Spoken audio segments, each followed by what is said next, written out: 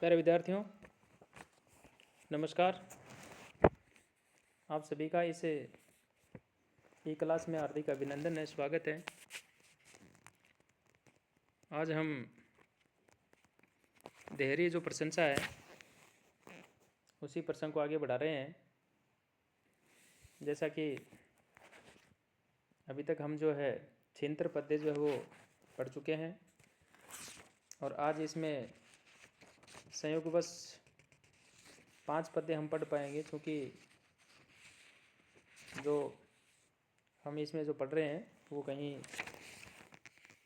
एक प्रसंग टूट रहा है, वहाँ हम उसको पूरा ले रहे हैं।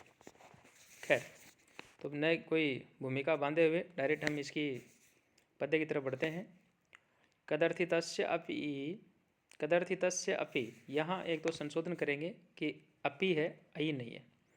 कदर्थितस्य अपि ही धैर्य वृते है, न शक्यते धैर्य गुण है प्रेमार्ष्टुम, अधोमुखस्य अपि कृतस्य वहन्य है, न अधः शिखा यान्ति कदाचित एव। यानी कदर्थितस्य अपि धैर्य वृते है, धैर्य गुण है प्रेमार्ष्टुम न ही शक्यते। कदर्थी का मतलब यहाँ पीड़ित होने से है, यानी पीड़ित करने पर भी धैर्य वृते है, यानी धीर पुरुष जो है उसका धैर्य गुण है, जो धैर्य गुण है प्रेमाष्टुम न ही शक्यते, यानी गुण नष्ट नहीं किया जा सकता। अधोमुखस्य कृतस्य अपि वहन्यः शिखाः कदाचित एव अधः न यान्ति, यानी आग का मुख नीचे की ओर कर दिया जाए तो भी उसकी लपटें कभी नीचे की ओर जो है नहीं जाती, वे हमेशा ऊपर की ओर ही उठती है। यहाँ उपजाति छंद है, उपजाति छंद का ये उदाहरण है। व्याकरणात्मक टिप्पणी आपको ध्यान में रखनी है। हम आगे बढ़ रहे हैं, क्योंकि ये जो प्रसंग है कल वाली जो वीडियो थी उसमें भी आ गया था और आज पुनः ये प्रसंग आ रहा है। अब हम आगे बढ़ रहे हैं। वरम श्रृंगोत संगात गुरु शिखरिण क्वापि विषमे पति त्वायम कायः कठिन दृष्टवदन्ते विगलितः, वरम न्यस्तो हस्तः फणिपति मुखे तीक्ष्ण दशने, वरम वहनो पातस तदपि न कृतः शील विलयः। अयम कायः गुरु शिखरिणः श्रृंगोत संगात क्व अपि विषमे कठिन दृष्टदन्ते पतित्वा विगलितः चेत वरम, यानी अयम काया है, यह जो शरीर है यह ऊंचे पर्वत के शिखर से भी कहीं श्रृंगोत संगात है, यानी ऊंचे शिखर से भी कहीं जो है श्रृंगोत संगात क्व अपि विषमे कठिन दृष्टदन्ते, विषम जो पत्थर हैं उन पत्थरों के बीच गिरकर विनष्ट हो जाए तो भी जो है अच्छा है। वरम तीक्ष्ण दशने फणिपति मुखे हस्तः न्यस्तः चेत, अथवा जो तीक्ष्ण विषैले जो दांत हैं उन दांतों वाला, फणी का मतलब यहाँ सर्प से है, फणिपति मुखे यानी तीखे या विषैले दांतों वाले सर्प के मुख में यदि हम हस्ता न्यस्त है यानी हाथ रख भी दिया जाए चेतवरम तो भी अच्छा है। वरम वहनौ पातः, वहन का मतलब अग्नि होती है, वहनौ पातः है चेतवरम किंतु शील विलयः कृतः चेतन वरम, किंतु अग्नि में गिर जाना जो है वह भी अच्छा है, शील विलय कृतः चेतन वरम, किंतु अपने शील का परित्याग कर देना अच्छा नहीं है। यह इस पद्य के अंदर जो मृत्यु है उसका यदि खतरा उपस्थित हो जाता है तो भी जो प्राणी है उनके लिए कहा गया कि सदाचार का जो परित्याग है वह नहीं करना चाहिए। इसी बात को स्पष्ट करते हुए यहाँ पे जो कवि है उसके द्वारा ये बात कही गई है और कहा कि जो सदाचार है वह मृत्यु की तुलना में सदाचार का विनाश जो है अधिक बुरा होता है। यदि कोई ऊंचे पर्वत के शिखर से गिरकर मर जाए तो शील त्याग से अच्छा है। और इसी प्रसंग को आगे बढ़ाते हुए कहा कि यदि कोई तीखे दांतों वाले सर्प के मुख में हाथ रख दे तो भी अच्छा है, अथवा आग में गिर जाना भी इतना जो है बुरा नहीं, यानी वह भी अच्छा है जितना बुरा सदाचार है उसका त्याग होता है। मनुष्य को प्राणांत यानी प्राण जो है उनके अंत होने की यदि नौबत आती है तो ऐसी नौबत आने पर भी सदाचार का परित्याग जो है नहीं करना चाहिए। यहाँ इस पद्य के अंदर शिखरणी छंद है। इसके अलावा अन्य जो व्याकरणात्मक टिप्पणियाँ हैं आप इनके अंदर जो है अव्यय छांट सकते हैं आप इनमें से अलग अलग, चूँकि बार बार मैं इनकी चर्चा करता रहता हूँ, हर बार बताना मेरे हिसाब से थोड़ा ठीक नहीं रहेगा। चूँकि क्लास होती तो हम इसका प्रैक्टिकल आपको मैं बता पाता, बट परंतु समय की मर्यादा है, बहुत ज़्यादा मैं यहाँ पे कुछ कह नहीं सकता। फिर भी जैसे उदाहरण के लिए पहली लाइन के अंदर क्वा अपी आया, यहाँ आप दो चीज़ें जो है इसमें कोट कर सकते हैं, एक तो इसमें दीर्घ संधि भी है और एक अपी इसमें अव्यय भी है। इसी प्रकार से लास्ट लाइन है, जैसे न है ये अव्यय है।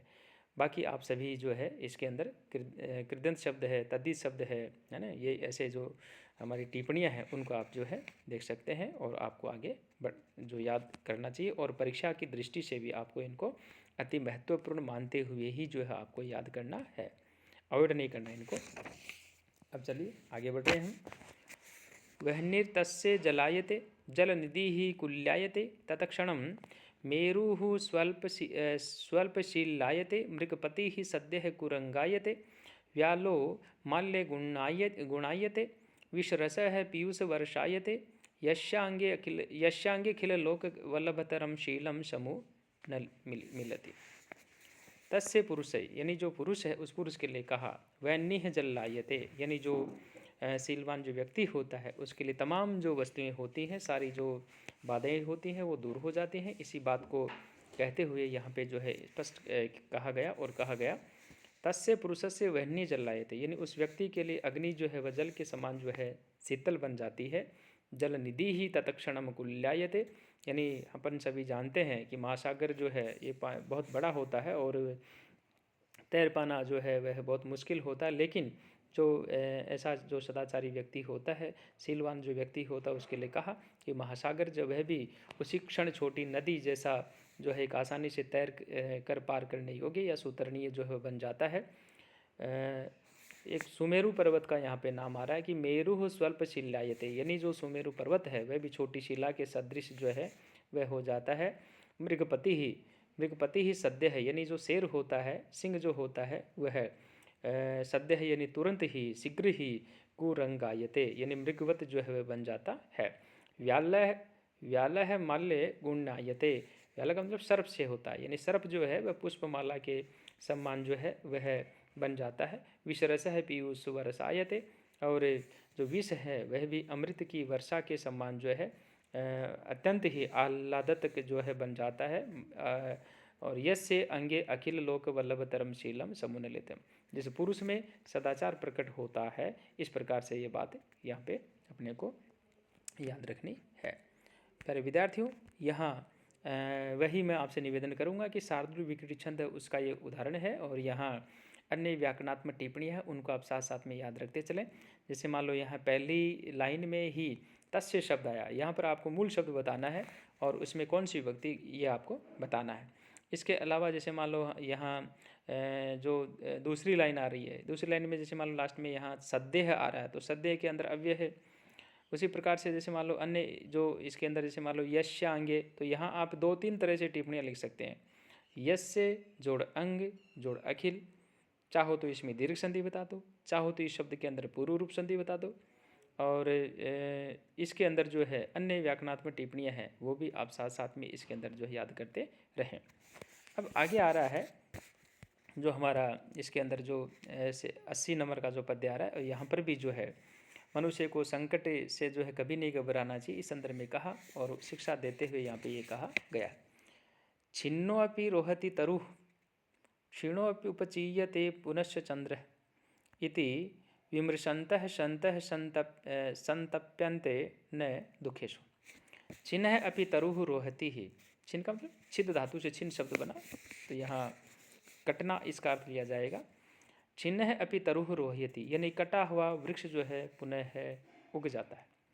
क्षीण अपि चंद्र पुनः उपचीयते, क्षीण हुआ चंद्रमा फिर जो है वृद्धि को प्राप्त कर लेता है। इति विमृशन्तः सन्तः दुखेषु न संतप्यन्ते, इस प्रकार से या ऐसा विचार करते हुए सज्जन जो है संकट काल में दुखी जो है वो नहीं होते हैं। मनुष्य का जीवन हमेशा ही विपत्तिग्रस्त होता है, संकटग्रस्त होता है, इसलिए यहाँ समय जो है बदलता रहता है, अतः कष्टों से नहीं घबराना चाहिए, यहाँ पे शिक्षा दी गई है।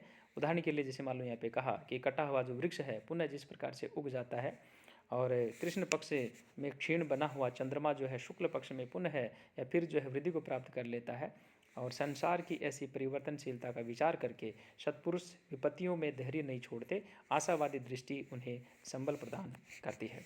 आर्य छंद का ये उदाहरण है। अन्य मैंने आपसे निवेदन कर ही चुका हूँ मैं, जैसे छिन्न है, छिन्न है, छिन्न है, तो यहाँ छिद धातु है, तय प्रत्यय होगा। और छिन्नो अपि, तो यहाँ आप इसके अंदर पूर्व रूप संधि वो भी बता सकते हैं। अपि को अपन अलग करते हैं तो यहाँ अभी भी बता सकते हैं। तो ऐसे व्याकरणात्मक टिप्पणियाँ, इनको थोड़ा थोड़ा पहचानना आप लोग जो है सीखिए। और ये आज की इस ई क्लास का अंतिम जो पद्य आ रहा है, ऐश्वर्य से विभूषणम सुजनता शौर्य से वाक्य संयम है, ज्ञानस्योपसम्मः श्रुतस्य विनयो वितस्य पात्र व्यय, अक्रोधस्य तपस्य क्षमा प्रभवितुम धर्मस्य निर्व्याज्यता, सर्वेषाम अपि कारणम इदम शीलम परम भूषणम। यहाँ सदाचार जो है उसी के महत्व के संदर्भ में ये बात कही गई। सुजनता ऐश्वर्य से विभूषणम, यानी सजनता है वह ऐश्वर्य का आभूषण है। वाक संयम है शौर्य से, वाणी का संयम जो है वह पराक्रम का है,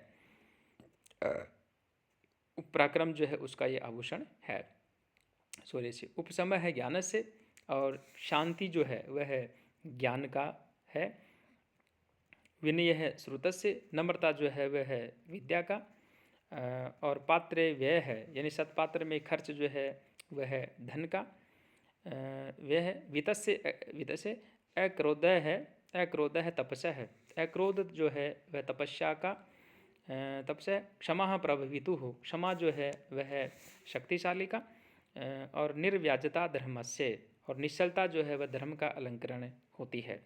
इस प्रकार से यहाँ पे कहा सर्वम कारणम इदम शीलम सर्वेशम परम भूषणम, सारे ऐश्वर्य आदि जो है इनका मूल स्रोत है यह सदाचार, सभी लोगों का श्रेष्ठ जो है आभूषण होता है।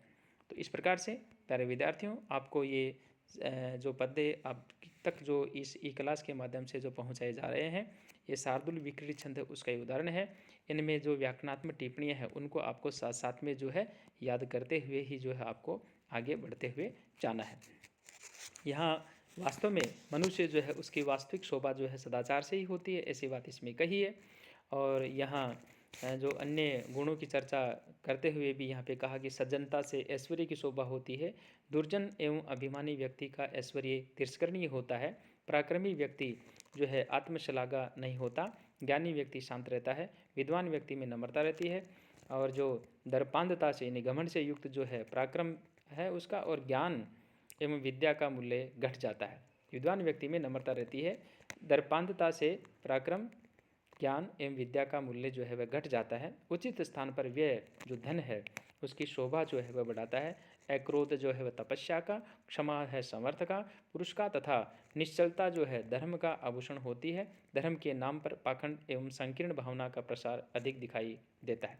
वस्तुतः ऐसा आचरण धर्म नहीं, ऐसा जो आचरण धर्म नहीं कहा जा सकता। धर्म में निश्चलता आवश्यक होती है। ऐसे समस्त गुणों का उत्स जो सदाचार है वही मानव मात्र का श्रेष्ठ आभूषण जो है वह कहा जा सकता है। इसलिए मैं सभी विद्यार्थियों से निवेदन करूंगा कि आप इसमें जो व्याकरणात्मक टिप्पणियां हैं उनको अवश्य ध्यान में रखते हुए आप आगे बढ़ें, और जब भी परीक्षा की दृष्टि से आप याद करें उसमें आप व्याकरणात्मक टिप्पणी है उनको आप अवश्य जो है नोट करते जाएं। अगली क्लास तक जो है सभी विद्यार्थी इसको ध्यानपूर्वक पढ़ेंगे, ऐसे मैं आशा करता हूँ। और आज का वीडियो हम यही समाप्त करते हैं।